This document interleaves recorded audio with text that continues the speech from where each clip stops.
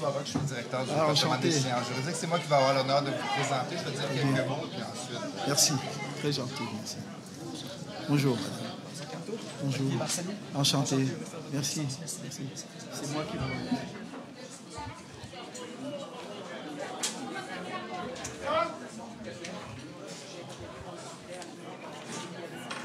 Oui, merci.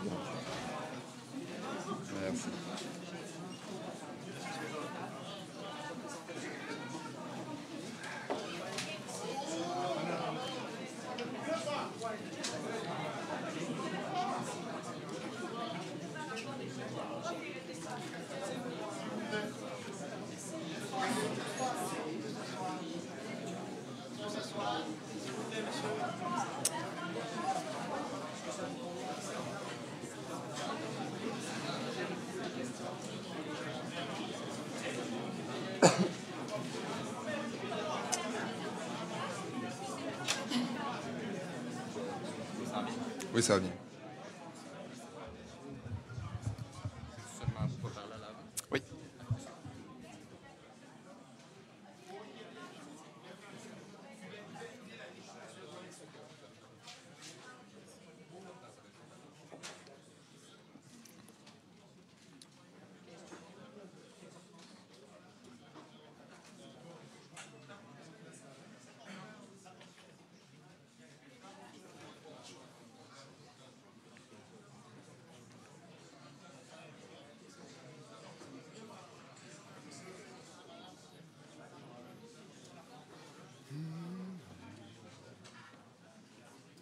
Je peux y aller?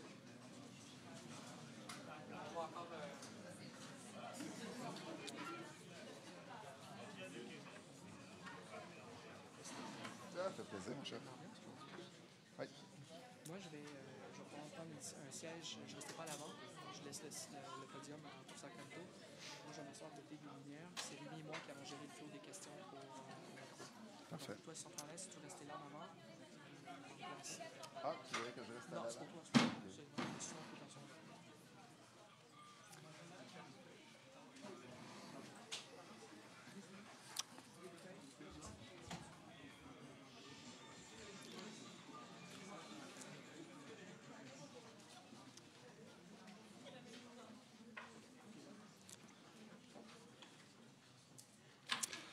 Distingués invités, chers collègues, chères étudiantes, chers étudiants, chers amis, je me présente, François Roch, je suis le directeur du département des sciences juridiques à l'UQAM et vice-président de la Société québécoise de droit international.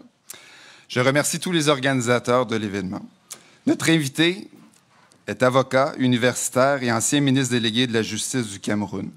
Grand internationaliste et figure marquante du droit international contemporain, le professeur Camteau dirige depuis 2012 le principal parti de l'opposition de son pays. Donc, c'est à la fois un grand juriste, mais aussi un homme politique, comme vous le savez. Et c'est le mouvement pour la renaissance du Cameroun.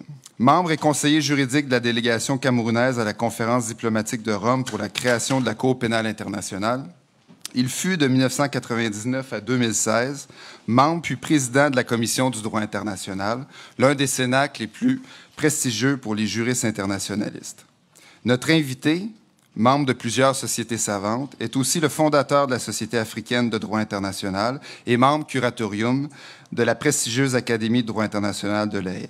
Juriste de grande envergure, il a représenté plusieurs États devant les juridictions internationales, devant la CIJ et devant la Cour permanente d'arbitrage notamment. Vous comprendrez que c'est un immense honneur pour l'UQAM et pour le département des sciences juridiques, de même que l'Institut d'études internationales de Montréal et le CEDIM, d'accueillir le professeur Maurice Camteau.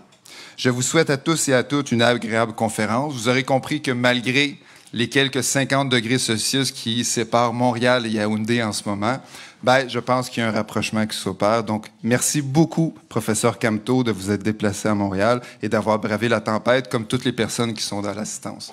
Donc, bonne conférence à tous. Merci.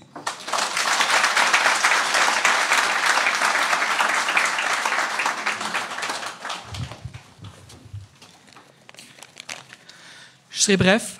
Mon nom est Olivier Barsalou. Je suis professeur au département des sciences juridiques et aussi directeur du Centre d'études du droit international et la mondialisation, le CEDIM. Tout d'abord, je tiens à vous remercier d'être venus si nombreux, si nombreuses, et avec autant d'enthousiasme. Ça fait extrêmement plaisir de voir une salle remplie par tempête de neige à l'UQAM. Donc, merci à vous, public, de vous être déplacés. Je tiens, à titre de rappel, à souligner que l'IEIM et les techniciens à l'arrière vont capter l'événement aujourd'hui, donc une captation vidéo et sonore, et l'événement sera en Facebook Live, et diffusé donc simultanément donc sur Facebook. Et je vous invite peut-être à passer le message et à vous restreindre dans l'usage de vos caméras. Donc, et la vidéo de la conférence du professeur Camteau sera aussi disponible en ligne très prochainement. La présentation du professeur Camteau sera suivie par une période de questions. L'événement devrait durer 90 minutes environ et se terminer vers 15h30. Et à titre de rappel, ce soir, il y a le rallye politique qui est prévu au Palais des Congrès. Donc, pour ceux et celles qui souhaitent débattre et continuer le débat politique, je vous invite à rejoindre la rencontre ce soir au Palais des Congrès à Montréal.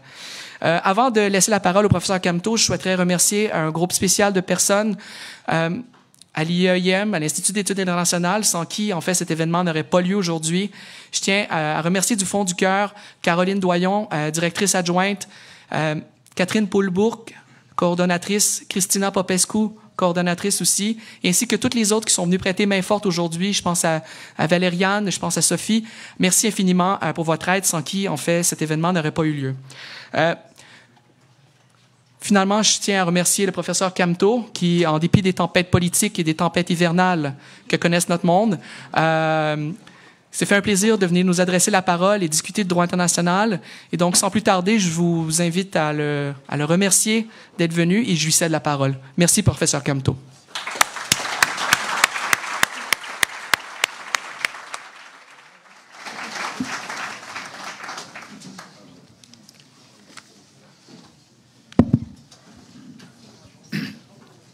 J'hésite entre rester ici et me tenir debout. Je crois qu'il est plus simple que je me mette debout.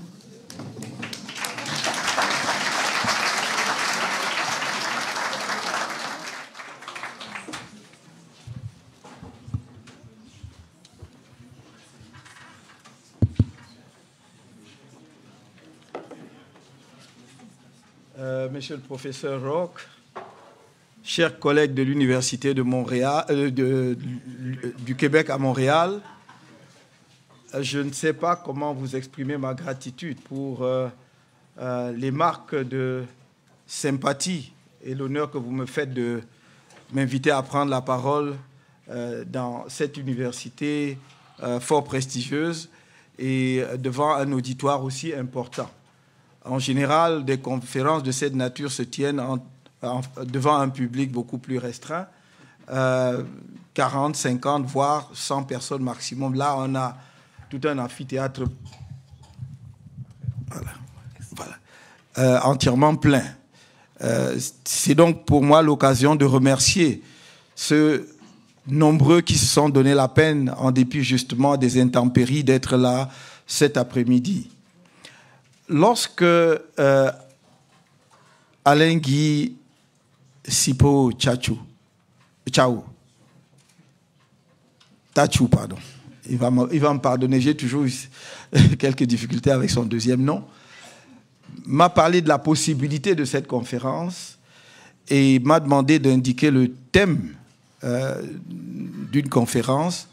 J'ai beaucoup hésité entre les thèmes classiques, les sujets classiques. J'aurais pu parler des obligations en droit international, notamment d'une question débattue au moins depuis 1966 avec la Convention des Nations Unies sur les traités, c'est-à-dire la notion des obligations de jus cogens, sujet encore en discussion devant la Commission de droit international, dont on ne sait finalement pas quel est totalement le régime. Donc j'aurais pu trouver là un bon prétexte de revenir là-dessus, dans un monde où de plus en plus d'obligations objectives émergent, notamment dans le domaine du droit de l'homme. J'aurais pu parler aussi, et ça, j'en ai eu la tentation, d'un sujet touchant à la protection de l'environnement, qui est un sujet d'actualité, dans un monde où nous sommes tous interpellés par le futur de notre planète. Et puis je me suis dit, il y a là un sujet abandonné, oublié, comme si, en fait, la décolonisation était achevée. Comme si, après 1960, il n'y avait plus rien à dire sur le phénomène colonial et la décolonisation. Et en y regardant de près, je me suis dit, finalement, je vais montrer que le sujet et la question est toujours devant nous. Elle a évolué, l'acuité n'est plus la même que dans les années 1960 à 70. Pour autant, les questions ne sont pas résolues, les questions fondamentales demeurent.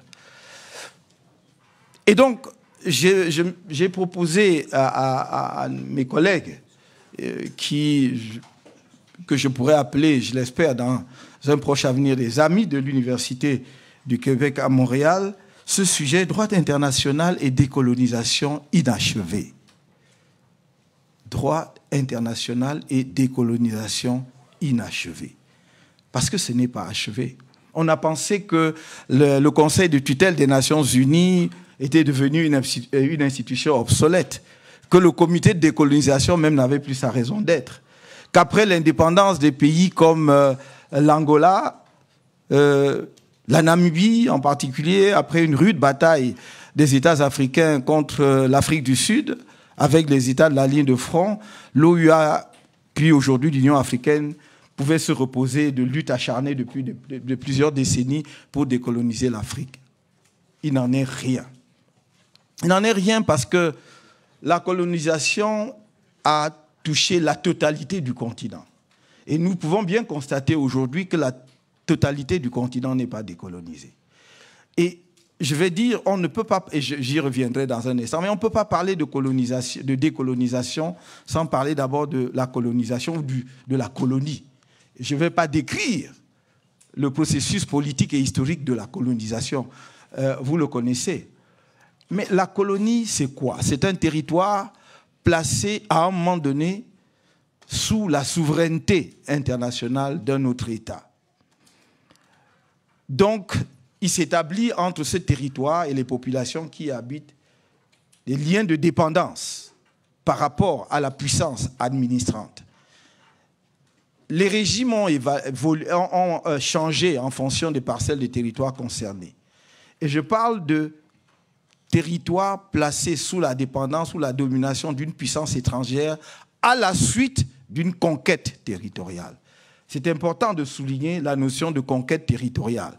Parce qu'on peut être placé sous la dépendance d'une puissance extérieure à la suite de négociations, d'un traité qui vous place sous la dépendance. Car dans ce cas-là, on va parler de protectorat. Vous cédez vos affaires internationales, la conduite de vos affaires internationales à une autre puissance. Et dans le cas d'un pays comme le mien, le Cameroun, effectivement, on a été placé sous la domination de puissances étrangères, mais sans être une colonie. Parce qu'en 1884, les Allemands signent bien un traité avec ce qu'on a appelé les chefs indigènes, en fait, les rois côtiers. Et le 12 juillet 1884, le traité qui marque la présence coloniale allemande sur le territoire camerounais est signé, je dois le rappeler, est signé entre des firmes commerciales, la firme Voreman et les chefs camerounais, les chefs Douala locaux.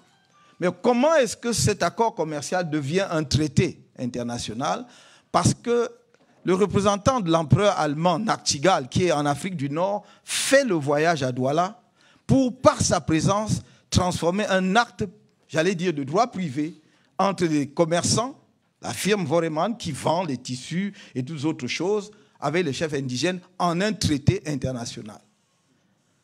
Bien entendu, plus tard, un certain nombre d'internationalistes occidentaux, gênés aux entournures par le déséquilibre de puissance qu'il y avait entre les territoires et les chefs locaux et les États européens déjà développés, vont introduire une nuance dans le régime de protectorat en distinguant le protectorat du droit interne du protectorat du droit international. Et on va dire, le traité entre les chefs indigènes et l'Allemagne était un protectorat de droit interne. Autrement dit, le Cameroun était placé sous le régime de droit interne allemand. Ce n'était pas un traité international. Mais c'est une, excusez-moi, c'est une fumisterie. Il ne peut pas y avoir deux régimes de traité. Si vous dites que c'est un traité conclu entre des souverains, peu importe la taille du souverain, peu importe sa puissance, ce n'était pas un problème de puissance, c'est un problème d'entité juridique. Les chefs locaux Douala n'étaient pas sous la domination d'une autre puissance. Ils l'ont signé en tant que traité avec la puissance allemande. C'est pourquoi il s'agit d'un authentique traité de droit international. Comme il s'en est signé des milliers sur la côte occidentale africaine, il y en a eu 3000 de la sorte. Donc je voudrais insister là-dessus, sur ce phénomène de distinction entre le protectorat et le régime de la colonisation. Parce que lorsque vous avez un territoire sous le régime de la colonisation, les règles qui s'appliquent ne sont pas tout à fait les mêmes. Le territoire colonisé est entièrement placé sous l'empire juridique de la puissance coloniale. C'est la puissance coloniale qui édicte toutes les règles, alors que le territoire sous protectorat est, en ce qui concerne le Cameroun, lorsque le régime international va s'installer avec le mandat et la tutelle, le mandat sous la SDN, la tutelle sous l'Organisation des Nations Unies, ce seront les règles prises par la puissance coloniale, mais sous le contrôle de la Société des Nations qui a duré brièvement, ou de l'Organisation des Nations Unies pour ce qui est de la tutelle. C'est important de dire cela. Pourquoi? Et voilà la colonisation. Pourquoi? Parce que la colonie va évoluer généralement vers un régime de souveraineté internationale de l'entité coloniale, soit sous la poussée des populations coloniales, soit sous la contrainte ou l'évolution du contexte et du droit international. Et donc va intervenir ce qu'on appelle la décolonisation. La décolonisation est un processus, mais qui, en droit international, apparaît comme un moment précis, fixe, j'y reviendrai. Un processus, pourquoi? Parce que généralement, les populations vont pousser la puissance coloniale à leur rétrocéder leur souveraineté internationale ou à partir, donc pour leur permettre de s'occuper de leurs propres affaires. Du point de vue du droit international, la décolonisation renvoie en quelque sorte à un instantané juridique. La décolonisation commence le jour de l'application de l'accord de décolonisation qui fixe une date. Et c'est pour cela que vous allez voir que dans chaque pays entièrement colonisé, il va avoir une date de l'indépendance. Ce n'est pas banal. Le Cameroun est indépendant le 1er janvier 1960. C'est à compter de cette date que le Cameroun devient un État souverain au sens du droit international. C'est l'instantané juridique basé sur ce que l'on appelle l'uti possidetis iuris. Cela veut dire que ce que vous possédez au moment où on prononce l'indépendance, c'est ça qui est votre territoire et c'est cela qui fait de vous un souverain international. C'est la photographie de la situation telle qu'elle se présente à la date critique. La date critique, c'est la date de l'indépendance. Vous me direz que c'est une fiction, et en effet, c'en est une. Mais le droit international vit de fiction. Par exemple, fiction, on va faire comme si les États étaient égaux. Mais tout le monde sait parfaitement que les États ne sont pas égaux. Mais en disant qu'ils sont égaux, ça nous simplifie la tâche, ça nous simplifie la vie. Et on dit qu'un petit État a les mêmes droits qu'un grand État. Mais bon, mais on sait parfaitement qu'ensuite, le grand État peut exercer sa puissance, sa pression ou d'autres formes de contraintes sur l'État moins puissant pour obtenir ce qu'il veut. Mais ça arrange le juriste de faire comme si tout le monde étaient égaux. Donc de la même façon, on va faire comme si, à la date d'indépendance, c'est ce jour-là que tout commence, comme par miracle. La personne qui hier était Premier ministre d'un territoire colonial devient le lendemain président d'un État indépendant. Aïe, comme ça. Or, qu'est-ce qui se passe? Et c'est là que c'est intéressant.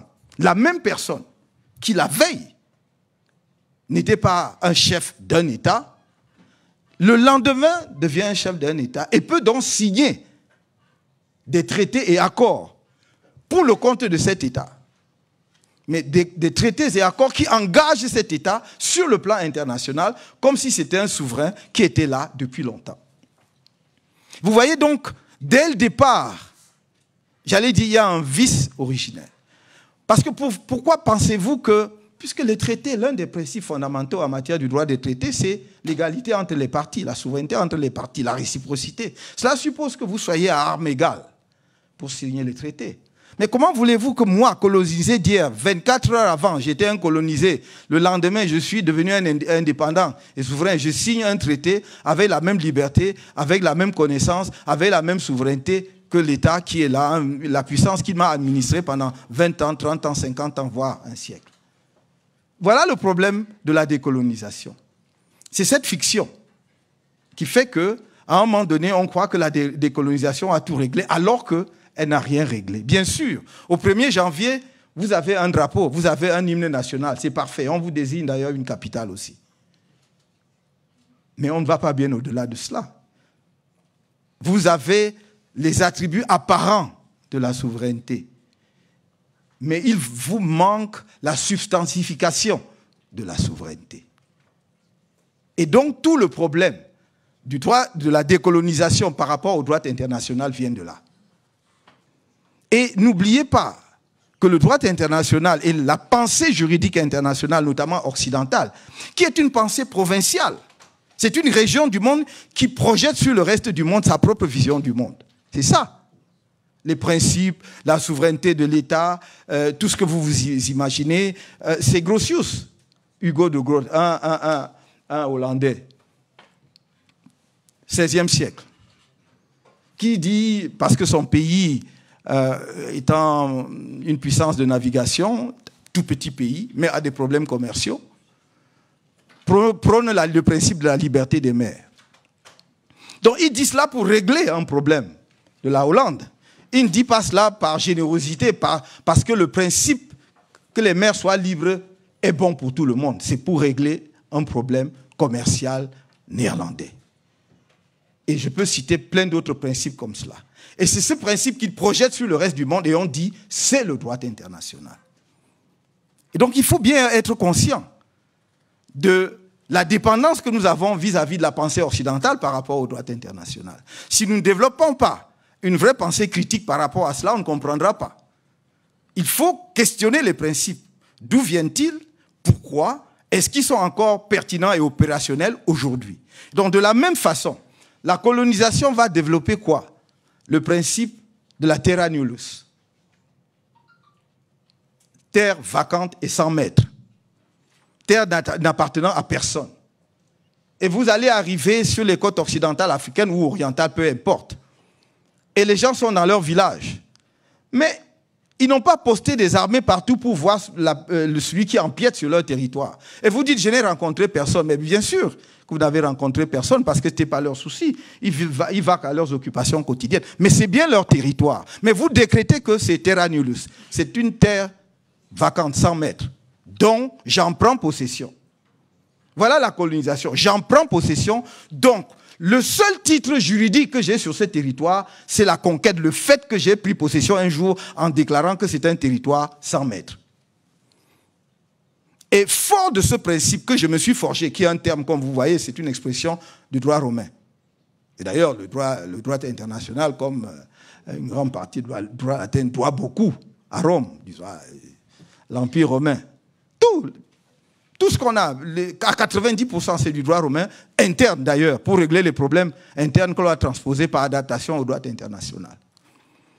Parce que finalement, la notion de terra nullius, de terre sans maître, vient de quoi? Le titre que vous allez obtenir du fait de la terra nullius, c'est ce qu'on appelle aujourd'hui, y compris aujourd'hui, l'usucapion.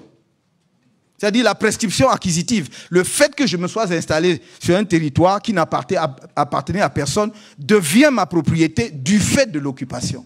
Mais je dis, dans le cas de l'Afrique, les territoires n'étaient pas sans maître. C'est simplement que si moi je suis dans la forêt du Sud, je mène ma chasse, je ne suis pas obligé de planter un drapeau ni de mettre des bornes frontières. Comme chez vous. Donc, vous ne devez pas en conclure que c'est un territoire sans maître. Donc, on l'a fait. Donc, à l'indépendance, donc, on va prononcer cela. Et on va dire, la puissance coloniale a occupé un territoire qui n'appartenait à personne. bon, maintenant, on a évolué, il va vous concéder l'indépendance, mais il va s'organiser pour que cette indépendance ne signifie pas la fin du contrôle sur ces territoires. Et vous allez voir que même l'aspect que l'on croyait acquis, c'est-à-dire la décolonisation territoriale, n'est pas terminé. À plus forte raison, le maintien des liens de dépendance, le maintien des liens de dépendance, qui fait que même dans la post-colonie, la colonisation continue encore. C'est autour de ces deux idées que je voudrais faire mon exposé très rapidement. L'inachèvement de la décolonisation territoriale et le maintien des liens de dépendance juridique dans la période post-coloniale. L'inachèvement de la décolonisation territoriale. Je vais juste vous donner quelques exemples pour illustrer cela. Premier exemple, la décolonisation, comment pourrais-je qualifier cela?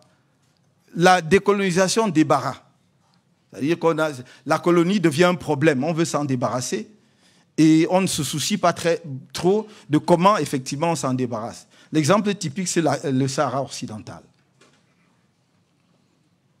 Territoire anciennement sous la domination de l'Espagne. Et lorsqu'en 1974, de 1973 à 1974, l'Espagne décide de partir, l'Espagne n'organise pas les conditions de la décolonisation du Sahara occidental. L'Espagne se retire. Il est vrai que l'Espagne avait ses propres problèmes internes, sévères à ce moment-là, car le processus démocratique était en train d'émerger en Espagne. Et ils étaient beaucoup plus préoccupés de voir comment mettre un terme à cette période de dictature féroce qui avait vu justement les généraux diriger l'Espagne que de savoir comment, dans quelles conditions le Sahara accédait à l'indépendance. Mais il en résulte que nous avons là une épine que l'Afrique traîne encore jusqu'aujourd'hui parce que se retirant dans ces conditions, il y avait un vacuum, un vide juridique que certains voisins ont vite fait de combler. D'abord la Mauritanie, dans un premier temps, avait en même temps que le Maroc, puis la Mauritanie s'est retirée en disant voilà, c'est un territoire, ce n'est pas le mien. Et le Maroc y est resté. Et l'Assemblée générale va demander un avis consultatif sur le statut du Sahara occidental, qui va donner lieu donc à ce fameux avis de 1975 de la Cour internationale de justice, qui justement bat en brèche la notion de terra nullius, en disant non, le territoire du Sahara occidental n'était pas un territoire sans maître, parce que le Maroc soutenait cela en disant nos populations nomades allaient jusque dans le Sahara occidental et les populations du Sahara occidental avaient des liens d'allégeance au souverain marocain. Et donc, le Sahara occidental est territoire marocain. L'avis consultatif de la Cour en a décidé autrement, en disant que ce n'était pas un territoire sans maître. Il faut donc décoloniser le Sahara occidental, notamment par un référendum d'autodétermination. On en est là jusqu'aujourd'hui, puisque ce référendum n'a jamais été organisé, comme vous le savez.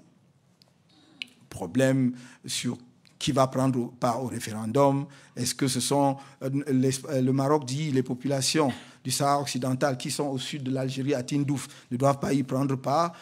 Dans le même temps, depuis presque une vingtaine d'années, la présence marocaine est importante, dont les populations marocaines ont occupé le territoire du Sahara occidental. Si on organisait le référendum aujourd'hui, l'identification des participants serait très difficile. Donc on est un peu dans l'impasse.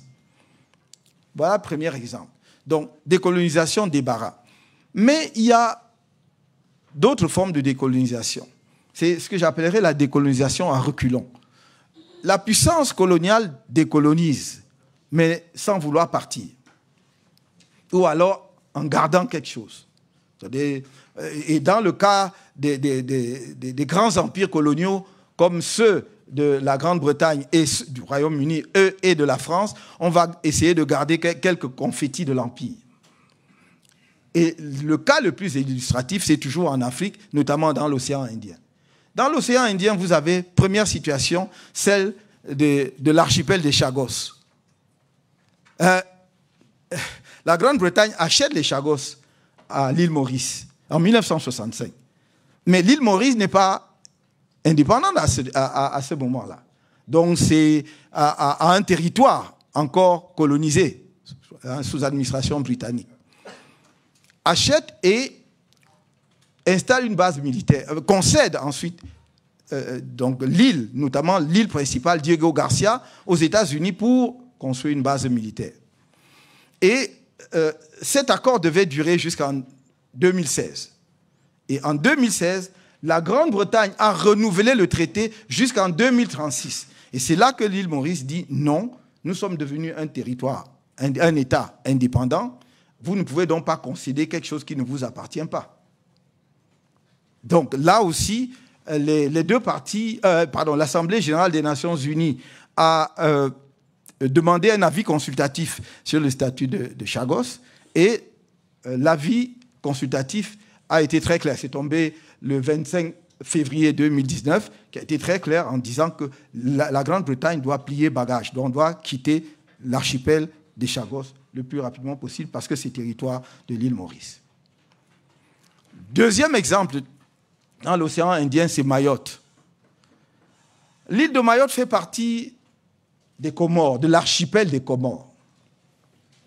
En 1974, la France organise le référendum d'autodétermination dans les Comores. C'est un archipel composé de 4 îles. La Grande Comore, Moélie, Anjouan et Mayotte. Les populations des Comores votent. Dans les 3 îles, Grande Comore, Moélie et Mayotte, elles votent à environ 99% pour l'indépendance. Sur l'île de Mayotte, les populations votent à 63% pour le maintien dans la République française. Mais je dis bien, il s'agit d'un archipel, donc d'un seul État. Donc, normalement, on devait additionner les voix de l'ensemble des 4 îles pour déterminer si les populations des Comores ont décidé d'être indépendantes ou de rester dans la République française. Mais là, pour le coup, on a fait du sissonnage. On a dit, voilà, on reconnaît l'indépendance des 3 îles qui ont voté à 99% pour l'indépendance, mais la 4e, où on a voté à 63% pour le maintien, on l'enlève. Et elle devient partie du territoire français. Et comme vous le savez, en 2011, on a départementalisé Mayotte, c'est-à-dire que Mayotte est devenu la 101e département de la France et 5e département d'outre-mer de la France. Mais je dois dire que dès 1974, et de façon plus précise en 1975, l'Assemblée générale des Nations unies, par une résolution 3385 de 1975, a dit clairement que la puissance coloniale devait respecter l'unité et l'intégrité territoriale des Comores. Et donc avait décidé de ne pas reconnaître le détachement de Mayotte par rapport à l'archipel des Comores. L'Organisation de l'Unité africaine a voté dans le même sens une résolution. Et en 2011, d'ailleurs, lorsque la départementalisation a eu lieu, il y a eu une nouvelle résolution de l'Assemblée générale et surtout des prises de position de l'Union africaine qui ont condamné très clairement justement la souveraineté française sur Mayotte et la départementalisation.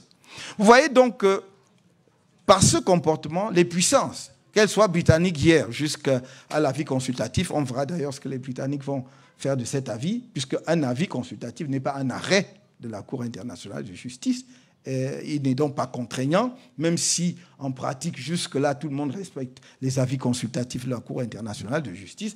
Je crois que la Grande-Bretagne n'a pas encore décidé clairement ce qu'elle entend faire de cette résolution. Donc que ce soit dans ce cas-là ou dans le cas de Mayotte, nous sommes dans une situation où le principe de l'autodétermination, le principe du droit des peuples à disposer d'eux-mêmes est battu en brèche. Donc il y a une rébellion de la puissance contre les règles du droit international quand ça les arrange. Je rappelle que ce principe d'autodétermination et du droit des peuples à disposer d'eux-mêmes, qui avait été formulé et surtout expérimenté pour la première fois dans les années 1900, notamment avec la création de la Turquie et les États de la région, a été adopté sous forme d'une résolution de l'Assemblée générale des Nations unies en 1960 et que tout le monde, la plupart des internationalistes considèrent qu'il s'agit désormais d'un principe du droit international coutumier. Et qui dit droit international coutumier dit une règle opposable à tous les États, d'ailleurs qu'ils soient partis à un traité ou pas.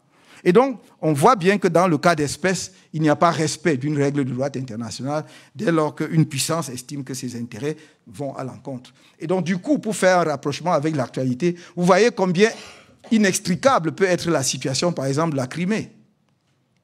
Si vous dites, vous condamnez un État parce qu'il a envahi la Crimée et il a étendu sa souveraineté là-dessus, alors que vous-même, vous devez être mal à l'aise parce que, bon, vous avez également, par le biais...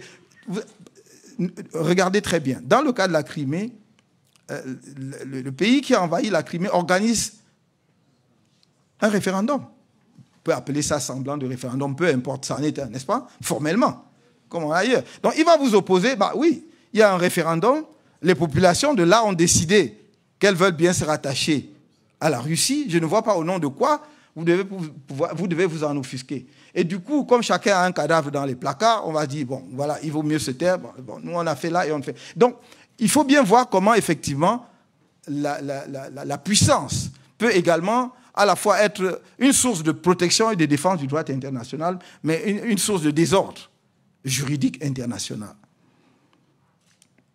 Je ne vais pas m'attarder sur le cas des îles éparses, parce que c'est une situation pendante.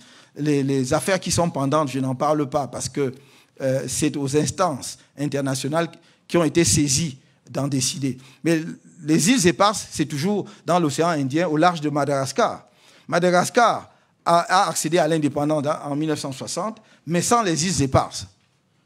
Et comme vous le savez, le chef de l'État français récemment s'y est rendu et a déclaré que c'était un territoire français. Et donc, du coup, je crois que le problème est en train de rebondir très probablement. Je crois que les deux pays ont mis en place une équipe, une commission qui va en discuter, mais il n'est pas exclu que ça finisse devant la Cour internationale de justice. Voilà très rapidement. Je dois ajouter que ça, c'est la décolonisation territoriale. Mais il y a une conséquence importante de la décolonisation territoriale inachevée, ce sont les problèmes frontaliers auxquels donne lieu la décolonisation. Et l'Organisation de l'Unité africaine a essayé d'y répondre grâce à la résolution de 1964, dite résolution adoptant le principe de l'intangibilité des frontières héritées de la colonisation. Au fond, c'est la doctrine qui, progressivement, a parlé de l'intangibilité. Et la Cour internationale de justice, dans son arrêt de 1986, dans l'affaire du différend territorial entre le Burkina Faso et Mali, a consacré cela comme principe de l'intangibilité. Mais à l'origine, c'était le principe de l'immuabilité, c'est-à-dire les frontières héritées de la colonisation doivent être immuables. Intangible veut dire une fois pour toutes, ne varier, ça ne changera jamais. Mais il faut bien comprendre que on ne peut pas interpréter cela comme des frontières qui ne peuvent pas bouger, puisque deux États souverains peuvent à tout moment décider de modifier leurs frontières. Donc c'est dans ce sens qu'il faut désormais entendre le principe de l'intangibilité. Et nous avons de nombreux conflits ou différents frontaliers aujourd'hui en Afrique comme conséquence d'une décolonisation qui, effectivement, ne s'est pas occupée de l'assiette territoriale du territoire nouveau. On s'est dit, voilà, c'est à peu près comme c'était généralement des ensembles faisant partie d'une même colonie. Si vous prenez l'Afrique équatoriale française et l'Afrique occidentale française, c'était un même ensemble. Et généralement, ce sont les limites administratives que les préfets ou les sous-préfets, après l'indépendance, mais surtout avant l'indépendance, le haut commissaire traçait entre les colonies qui deviennent frontières. Mais généralement, c'était des frontières imprécises parce que c'était un même État, un même empire, dont on n'était pas très soucieux d'être très très précis sur les frontières. Aujourd'hui, que ces anciennes entités coloniales sont devenues des États indépendants, cela pose problème. Et donc il y a de nombreux différends entre États africains. Je pense, j'ai eu l'honneur et le plaisir d'assister à un certain nombre de plaider pour un certain nombre d'États africains dans de tels contentieux, mais il en existe encore. Et donc, si les étudiants de l'UQAM qui s'intéressent au droit international sont attentifs à cela, ils auront peut-être beaucoup de travail à l'avenir. Je crois qu'il y a devant, en perspective, de nombreux contentieux. À l'heure où je vous parle, il y a l'affaire de l'île de Banier et Cocotier entre la Guinée équatoriale et le Gabon, justement parce que la décolonisation ne s'est pas penchée sur les limites et les frontières entre les deux pays. Donc, il y a une grosse dispute, un gros différend. D'ailleurs, ils ont déjà signé le compromis de saisine pour saisir la Cour internationale de justice. Pour l'instant, il reste simplement à savoir celui qui va faire le premier pas pour aller déposer au greffe de la Cour, et le contentieux va commencer. Mais vous avez aussi de nombreux autres cas. Je vois, il y a un différend potentiel entre le Bénin et le Burkina Faso, n'est-ce pas, toujours à propos de la délimitation des frontières et de nombreux autres. Et alors, je ne vous parle pas des frontières maritimes, qui n'avaient pas du tout, retenu l'attention des puissances coloniales et qui deviennent un très, très gros problème aujourd'hui, d'autant plus que les enjeux pétroliers et gaziers sont énormes. C'est le cas, par exemple, entre le Kenya et la Somalie, mais on peut multiplier sur toute la côte occidentale comme orientale. Ces conflits, effectivement, abondent. Permettez-moi de dire très rapidement donc quelques mots sur la deuxième partie de cet exposé, qui est le droit international au service de la dépendance post-coloniale. Et on peut l'observer, pour l'illustrer très rapidement, à travers deux phénomènes. D'abord, la dépendance militaire. Les accords de coopération militaire conclus généralement à la veille ou immédiatement après l'indépendance, effectivement, créent de tels rapports. Et même lorsque ces accords en matière de défense ont été renouvelés un peu récemment, je vois un certain nombre de pays africains qui ont renouvelé leurs accords en matière de défense. Par exemple, avec la France en 2009, vous vous rendrez compte qu'il y a toujours quand même un certain nombre de clauses particulières qui montrent que la souveraineté de ces pays, ou en tout cas la décolonisation, n'est pas tout à fait achevée. Je me garde même de parler des bases militaires. Mais si nous prenons même des pays qui n'abritent pas des bases militaires, vous verrez, par exemple, que dans mon propre pays, l'accord de 2009, n'est-ce pas, qui a remplacé les anciens accords de défense, prévoit, par exemple, que la base logistique française à Douala est inviolable. Donc c'est inviolable. Donc les autorités camerounaises ne peuvent pas y pénétrer. Donc les militaires ne peuvent pas y pénétrer, de la même façon qu'il y a une exonération, disons, des taxes douanières et fiscales, donc pour tout le matériel, les équipements qui y va. Juste ça, je donne juste ça à titre illustratif. Je n'ai pas le temps d'analyser tous les accords dans les autres pays. Et ça, ce sont des accords plus récents. Les accords des années 59 à 60 étaient, j'allais dire, allaient bien plus loin et vraiment installer des relations de dépendance, puisque d'ailleurs, ce sont des accords qui permettaient à la puissance anciennement administrante d'intervenir pour maintenir au pouvoir, n'est-ce pas, tout gouvernement qui était signataire d'un tel accord et qui estimait qu'il pouvait être mis en danger par sa propre population. Deuxième point illustratif, là aussi j'irai très vite, c'est dans le domaine économique.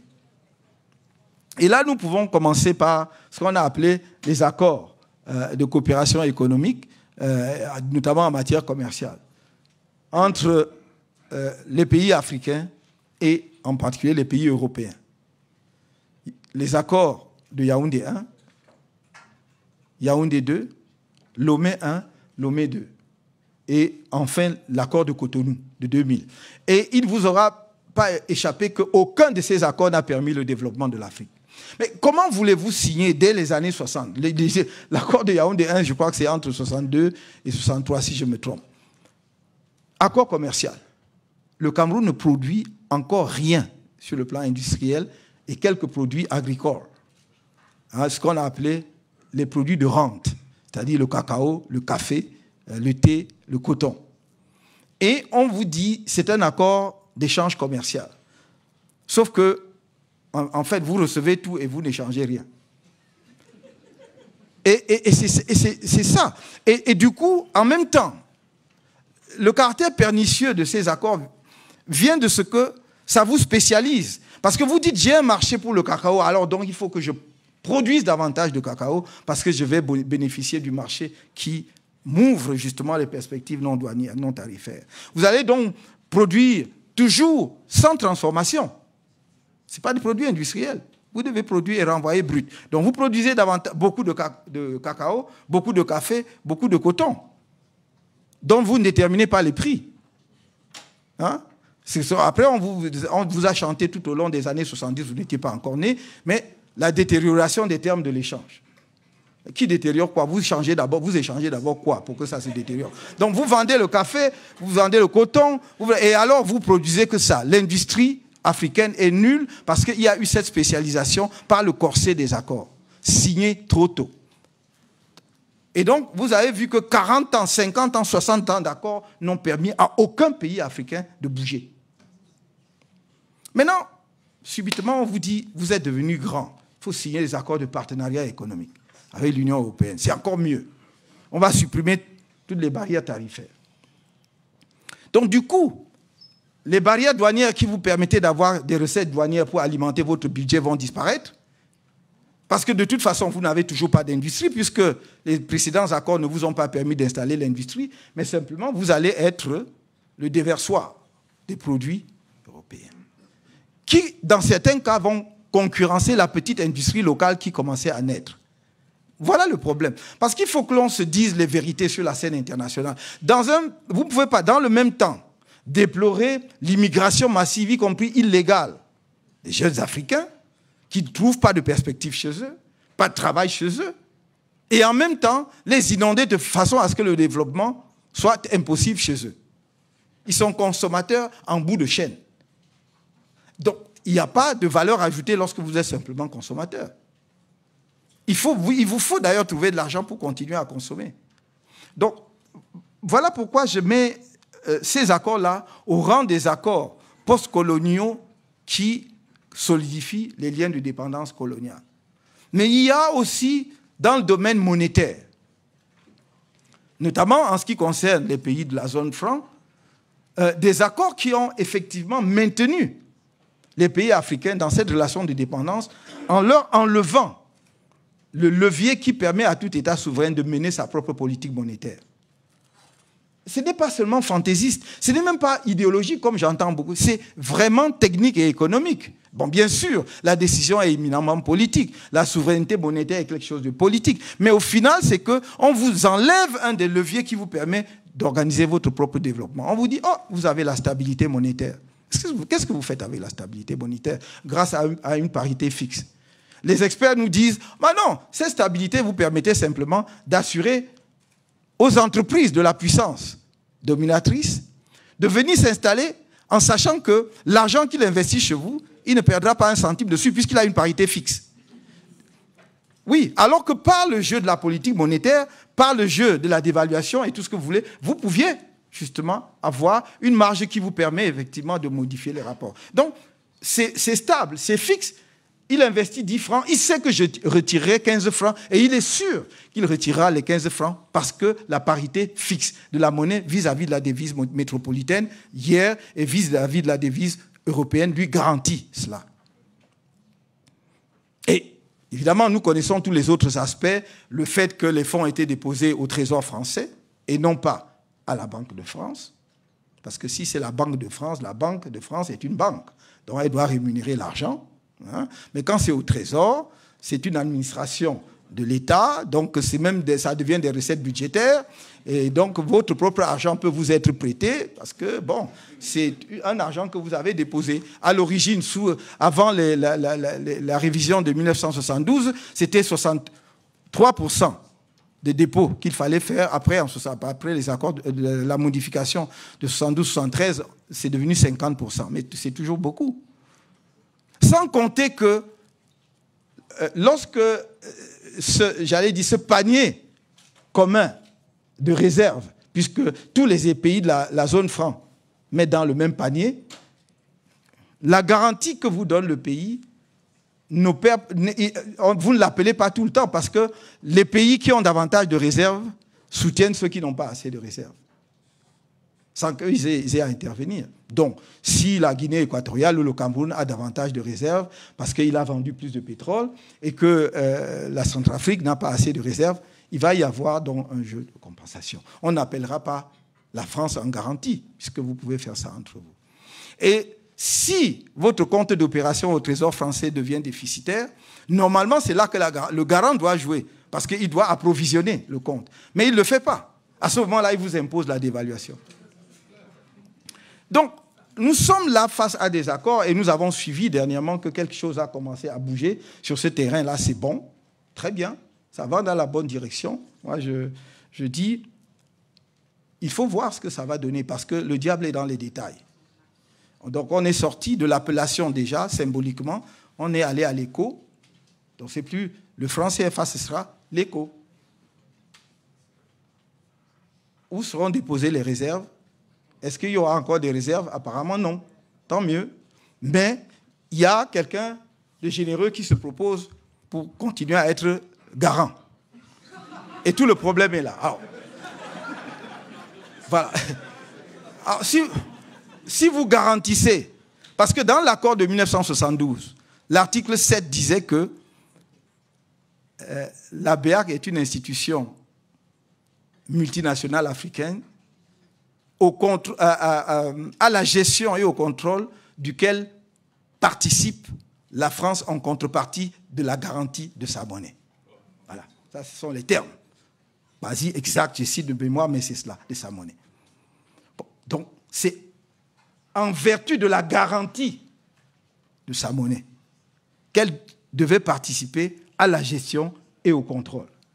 Maintenant, elle vous dit, bon, très bien, c'est l'écho, et puis vous ne déposez même plus chez moi, mais je suis garant.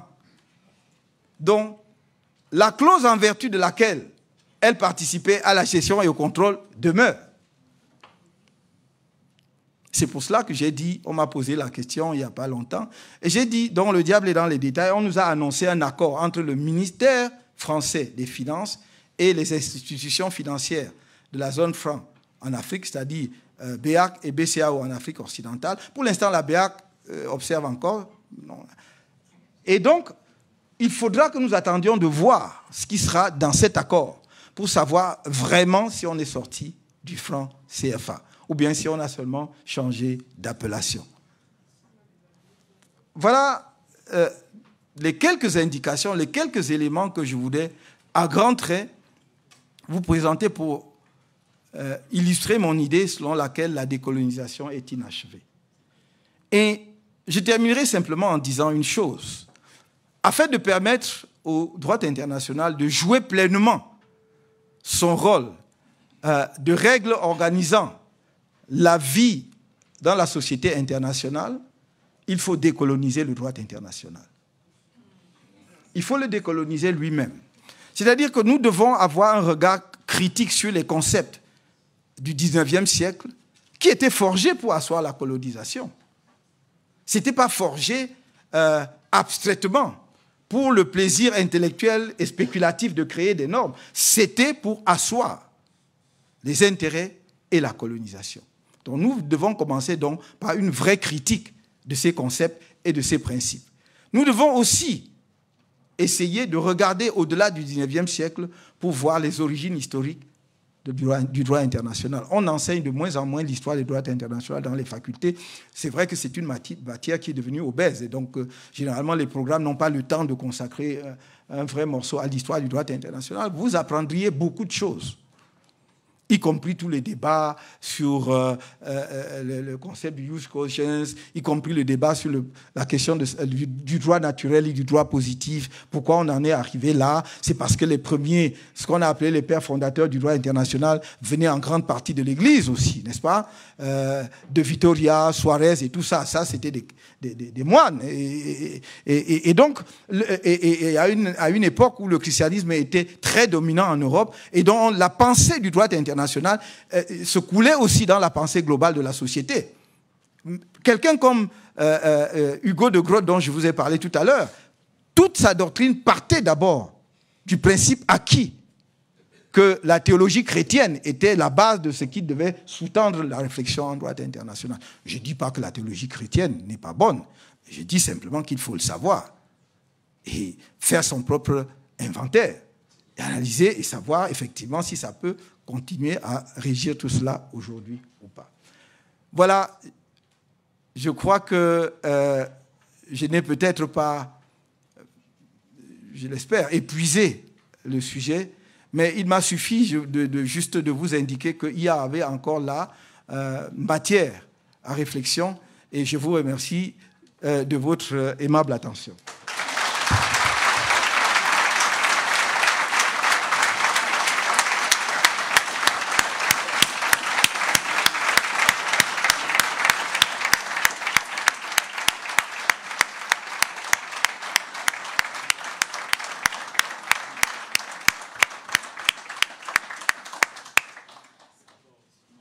Merci, professeur Camteau, pour cette lumineuse et fantastique conférence. On a la salle jusqu'à 15h30.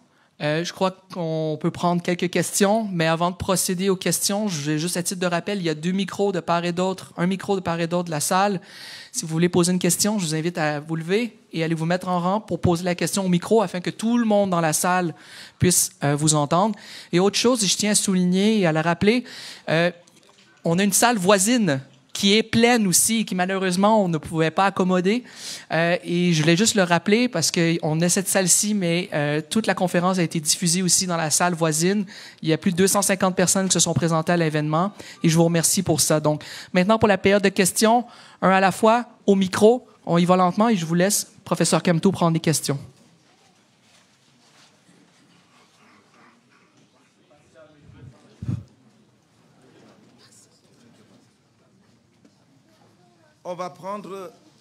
On prendra parce que notre temps est compté. Il ne faut pas abuser de la bienveillance de la faculté, fait de l'université. Nous avons jusqu'à la demi. Et donc, on va prendre 5 questions. Oui. Oui. Oui. Professeur Camteau. Oui. Bonjour. Bonjour. Je suis docteur Meboumeta Ndongo, Université d'Ottawa.